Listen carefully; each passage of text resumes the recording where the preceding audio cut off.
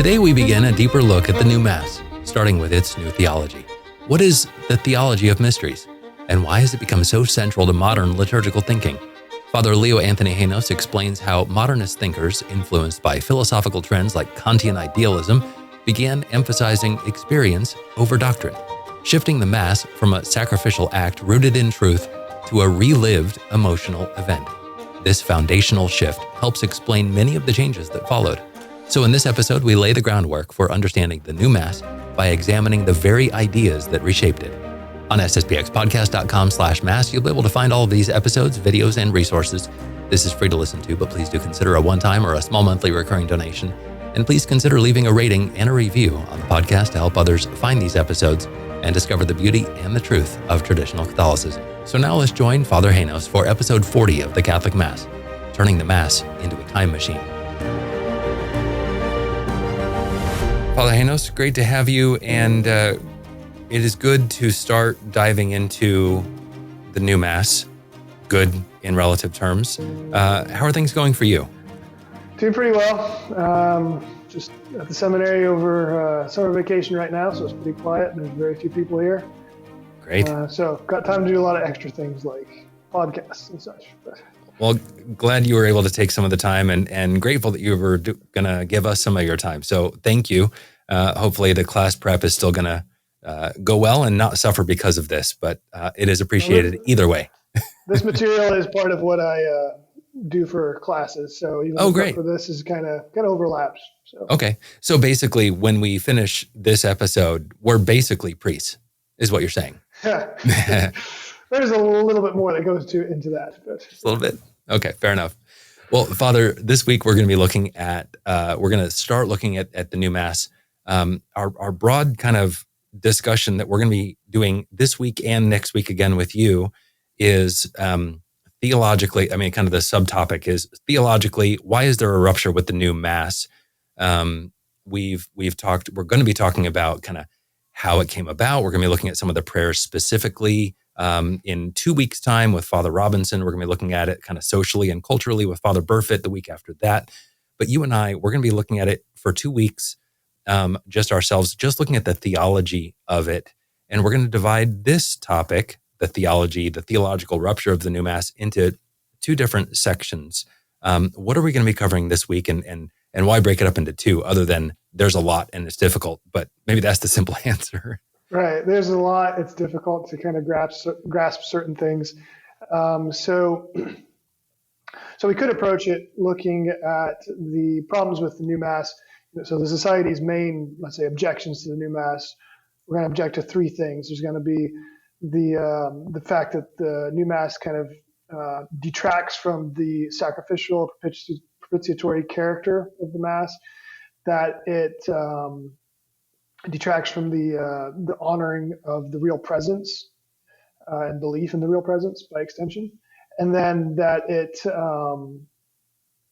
kind of overemphasized the common priesthood of the faithful to the detriment of the ministerial priesthood of the priest. So we could look at it from that perspective, but I'm going to leave that more for kind of the application of it, and we're going to try to go a little deeper into some of the ideology behind those problems.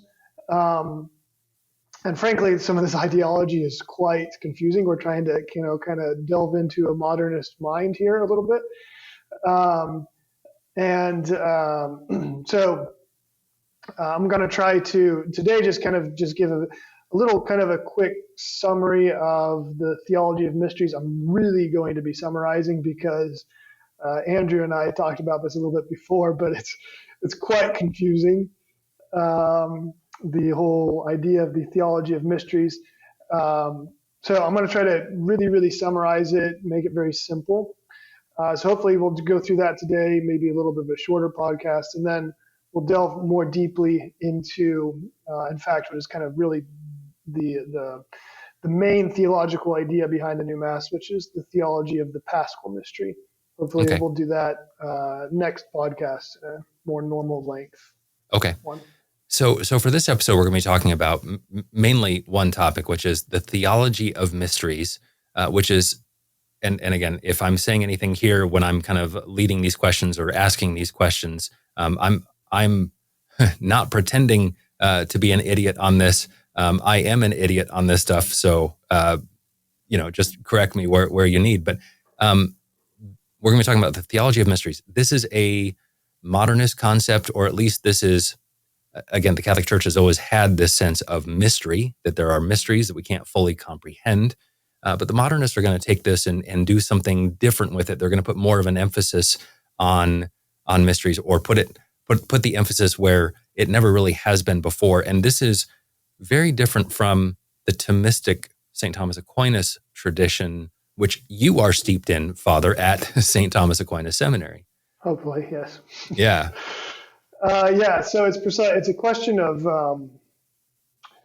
just really overemphasizing certain things. So some of the things they say, they kind of almost start from something of a Catholic perspective in a certain sense. There's certain things like, oh yeah, I could kind of relate to that, but they overemphasize certain things, and some of the things are very, very small details. One of the things, I also teach logic class. And one of the things we go over that is one of the logical principles is that you have a small error in principles and you get a large error in the conclusions, right? Mm-hmm. So even though some of these things seem like maybe we're splitting hairs a little bit, it's a question just overemphasizing one thing as opposed to another. It has massive consequences in the long run. Yeah. Anyone who's ever worked with a spreadsheet or coding or anything doing any computer work, there's that common saying, bad data in, bad data out. You put one parenthesis where it doesn't need to go and it's over. Yeah, and you get a huge difference at the end. So, yeah. Yep. So anyway, just real quick. So we will publish some notes with this to kind of accompany this podcast. There are a lot of quotes in the notes. I'm not going to go through all those quotes. It would just take forever. Okay. I basically read the whole thing to you. So I'm not going to go through those so much in this. I'll go through some of the more important ones, but people are welcome to see some of those afterwards. Also, some, I guess, recommended reading I would suggest if you want to understand this topic a bit more is the Society's book on the problem of the liturgical reform. So a lot of what I'm pulling comes from that. I'm also taking from some different sources like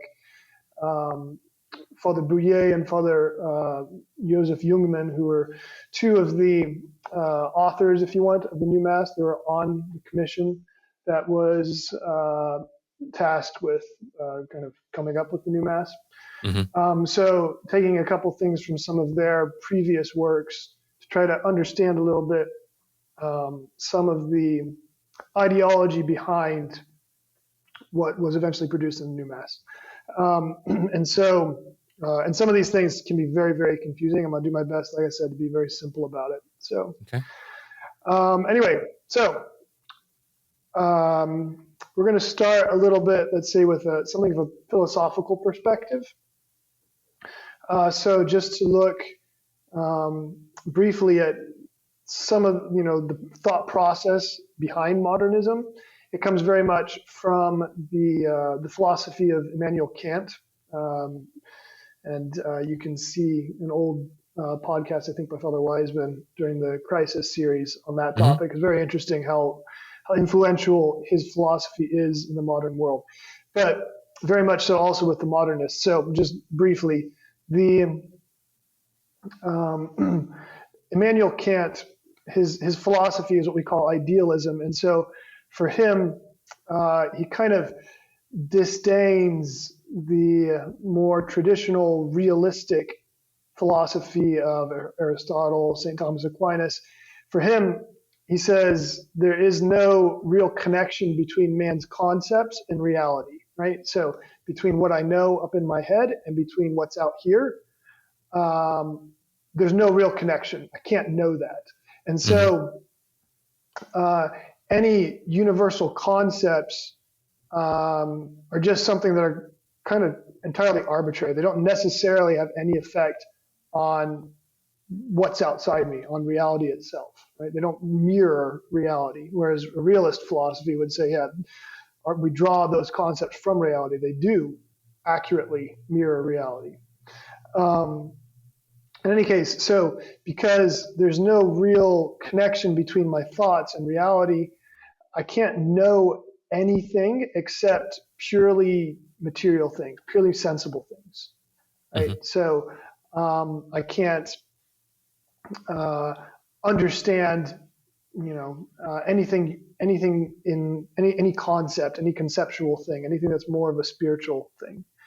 And of course, that's eventually going to lead to skepticism, because basically, I can't know anything. There's no correspondence between my mind and reality.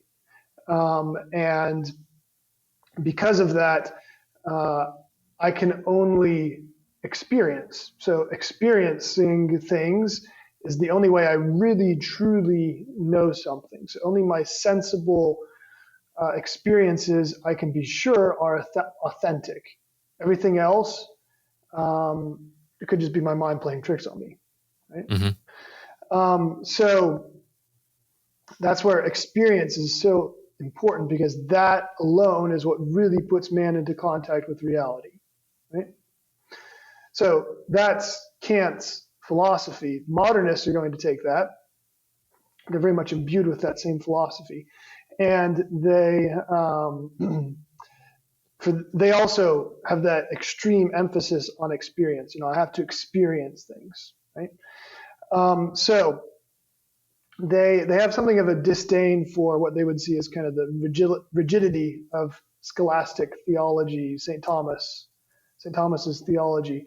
And so they like to focus more on kind of the mysterious side of the faith, right? Part of that's because the mysterious side of the faith is difficult to explain, so it's easy to be very vague about what you say. Mm-hmm. And so for Thomistic theology, it recognizes the fact that there is a mysterious element to our faith, right? That's why I say sometimes, it might say, oh, mysteries. Well, of course, we all believe in mysteries. It's one of the things a kid learns in the catechism is what a supernatural mystery is. Mm-hmm. What Thomistic theology does is it takes divine revelation, and using human reason, it examines it, it organizes it, makes comparisons, all of that to try to delve into it a little deeper, well knowing that we'll never really understand everything there is to know about it, right? Just we'll understand that we can explain certain things about the nature of the church, or we can say our Lord Jesus Christ really is present in the Blessed Sacrament, and we can explain maybe a little bit how that can kind of be the case. But we always know in the long run, okay, well, there's always something that human reason can't understand, something which is supernatural. It's above our nature. Mm-hmm. And so there is that mysterious element that we'll never really fully wrap our minds around, right? But we can say certain things, and that's what we do say based on divine revelation. So for the modernists, they're going to focus more on the mysterious side, right? Like I said, partly because it's more vague, and partly because it's kind of all about experience. They like that experience. They like to experience things, right? So the theology of mysteries is all about kind of trying to experiencing the revelation of God. And it's something the modernist theologians love. A quote, for example, at that time, Joseph Ratzinger: "The doctrine of mysteries is perhaps the most fertile theological idea of our century." Right? So something they really like, because they see it as it's not constraining, because it lacks the clarity of traditional theology, and one can kind of delve into this realm that's a bit more vague and try to understand a bit more, grasp some of these mysteries, etc. All without much clarity of thought. Mm-hmm. So basically, you can say whatever you want to say. So to make sure I'm understanding, what the modernists are going to be influenced by these Kantian ideas, by this nominalist idea that you can't fully know things, that basically I think therefore I am, right? That type of stuff, and they're going to say, well, experience is what matters. It seems a little bit of an oxymoron, or ironic, or whatever the word is, that modernists would then go, so here's all these mysteries that we can't understand. Let's really focus on those. It seems to me that if they were being true rationalists, true nominalists, they would kind of shy away from the mysteries. But instead, they're diving into the mysteries almost more. Is it because they're trying to get like an emotional response out of the mysteries? Is it because they're trying to experience the mysteries and that is their faith instead of just... Right, there's certainly very much the emotional aspect to it. But I would say it's a little more kind of, again, it's a little bit of a disdain for speculative theology, speculative knowledge. I can't say for absolute certain that, I don't know, this is the case. Okay. And so it's a little bit, so they'll look at it almost kind of in a certain way as two different kinds of revelation. So actually, Dom Cazell, one of the liturgical figures that I mentioned from a previous podcast. Anyway, he's going to say this, speaking about the idea of mystery. He says this notion of mystery seeks to express the character of God's direct revelation to his servants, which is linked to revelation with a capital R. This stands in contrast with a philosophical type of knowledge. So with an intellectual, something more speculative, right? So I can say, I know this to be the case. For him, that kind of belongs to, revelation, which, kind of in the quote, I put it with a capital R. That's what he means is like, kind of divine revelation, God revealing certain truths. But then he talks about God's direct revelation. So there's actually, he's talking about kind of two different sorts of revelation. There's the one that's, the truths that are revealed.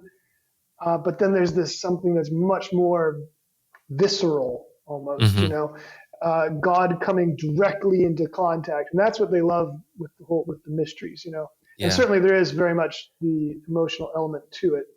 But there's also kind of that aspect of experience, right? I can't, the speculative side, I can't know for sure, but the experiential side, like I experienced this, I know it, I felt it, right?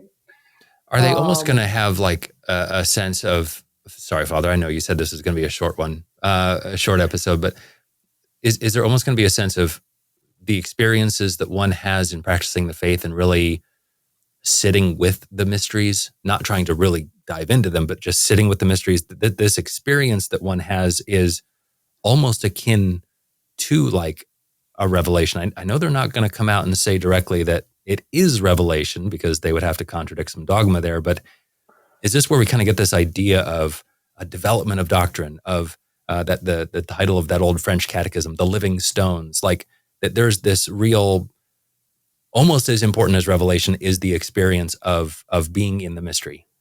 I think they would say that. I don't think they have a problem saying that. That, that living this, because again, Thomistic theology recognizes there is that mysterious element. So that kind of in a certain way opens the door for them. Okay, well, what is that? And then they start focusing on that so much that they completely ignore, all of the truths that God certainly did reveal. And Thomistic theologians are just going to say, it's a mystery. Stop trying to find... Right, yeah. They're not going to say stop, but... Yeah, that's kind of a little bit the problem. That's why a lot of the modernists kind of got away with a lot of the things they got away with. Yeah. But, because there is some, maybe a little bit there that sounds, feels a little bit that it could be true. But anyway, not the way they take it. Yep. Anyway, so, right. So for them, because they come from that Kantian background, they're going to disdain speculative knowledge and overemphasize experience. Right. So God does not reveal himself so much in doctrine or intellectual truths. It's more an experience, right? So, and that's for them, that's the mysterious element in the Catholic religion. God revealing himself to his creatures by allowing them to experience his presence, his care, his love, etc. Right? And so, all of that, revealing himself to his creatures to allow them experiencing all that, that was something that God historically did in the Old Testament, and of course, especially during the life of our Lord. That's how God revealed himself to the ancient people by allowing them to come into contact with him, allowing them to experience these events. The focus of the modernists is going to be now, okay, well, obviously there's a lot of people who didn't live through these historical events. So if experiencing them is what gives that contact with God, how do we renew those experiences, right? How do we make us in the 21st century re-experience the same things that, St. Mary Magdalene or the apostles experienced? And that is, for the modernist liturgist, it's going to be the liturgical rites, right? So the liturgy is what puts me back in contact with those original historical events and Oh, allows me to experience it for myself in this modern day and age, right? this is why kind of So this liturgical archaeologism, archaeologism, yeah, thank you, is going to be so important, because right, we need because to you experience the Lord in the same way that you those have did. right, you have to recreate the original Ah, experience, right? That's what's important for us nowadays, right? got it. So Dom Cazell would actually, he kind of coins a new term. Uh, in Latin, it's the representare, so we would translate that as just to represent. He kind of, in a certain way, if we anglicize it, would kind of put a hyphen between re and present. So like it makes it re-present, right? It makes it Uh-huh. present again. The actual historical event that took place 2,000 years ago, our Lord's death on Calvary, uh, it makes it actually present. It's almost like, in a certain way, almost a sort of time machine. A liturgical rite attending Mass is like a sort of time machine that puts me back into uh, contact with that actual historical event that took place 2,000 years ago, allowing me to experience the same thing that the people who were originally there also experienced, right? Mm-hmm. Because that experience is so important. So, in fact, when they talk about the Mass being a memorial, right, and in fact, that's how they define the Mass. It's the Institutio Generalis defines the Mass as a memorial. Um, so when they look at what our Lord says, do this in commemoration of me, right? So for them, what they mean is precisely, kind of that, let's see, it puts me back into that historical event. It puts me back into that experience, allowing me to re-experience what once was experienced by the faithful followers of Christ, right? And Mm-hmm. so, um, and so, whenever we're looking at a certain particular mystery, it's all about trying to recreate the original experience which people went through during the actual historical event, during the actual historical, I don't know, living out of that mystery, right? So, and that's why archaeologism, like you mentioned, it's all about, trying to recreate that historical context, right? Mm-hmm. And so for them, for the modernist theologians, they're looking at, for the Mass, what's the historical context in which the first Mass was instituted by Christ? It was not the Calvary that came after. The historical uh, context was the Last Supper. So it was Mm-hmm. this Passover meal, right? And so actually, Father Bouillet actually says this very much. This is a kind of interesting quote. I'm just going to read part of it.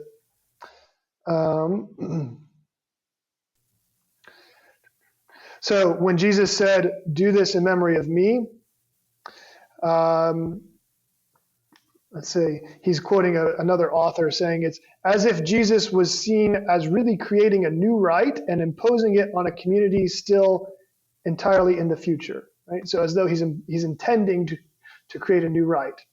Father Bouillet says, but we must frankly say that such a notion is completely mistaken. Far from creating a new rite, Jesus was only performing once again a thoroughly traditional rite of Judaism in the Passover meal, while infusing it, of course, with a new meaning and a new reality, right? So Christ was taking this Passover meal, and traditional theology, right? Parentheses. We do say that the Passover meal was very symbolic of the Passion. Right? I'm not going Mm-hmm. to get into all the symbolism behind it, but it was very symbolic of it. Right. For Father Bouillet, it's kind of like if we really want to understand the Mass, we have to go back to that Passover rite.